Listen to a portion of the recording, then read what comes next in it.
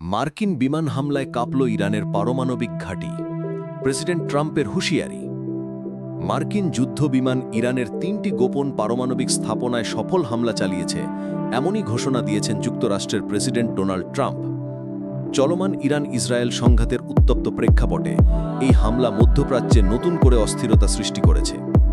এক বিবৃতিতে ট্রাম্প বলেন, আজ রাতের লক্ষ্য ছিল সবচেয়ে জটিল এবং সম্ভবত সবচেয়ে প্রাণঘাতী, কিন্তু মনে রাখবেন এখনও অনেক টার্গেট বাকি রয়েছে।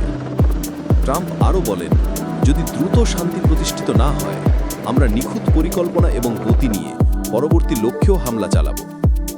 এই হামলার অন্যতম গুরুত্বপূর্ণ টার্গেট ছিল ফোর্দো ইউরেনিয়াম সমৃদ্ধকরণ কেন্দ্র, যেটি ইরানের এক পাহাড়ি অঞ্চলে অবস্থিত এবং দেশটির পরমাণু কর্মসূচির একটি প্রধান স্তম্ভ।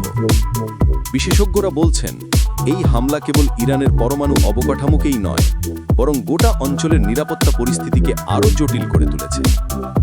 এই প্রতিবেদনটি বিভিন্ন আন্তর্জাতিক সংবাদ মাধ্যম, বিশেষ করে Times of Israel, Al Jazeera ও নেটব্লক্স থেকে প্রাপ্ত তথ্য বিশ্লেষণ করে উপস্থাপন করা হয়েছে। এসএমএ টিভি 24-এ আপনারা পাচ্ছেন বাস্তব তথ্যের নির্ভীক প্রতিবেদন। এসএমএ টিভি 24, সত্য প্রকাশে অনড়।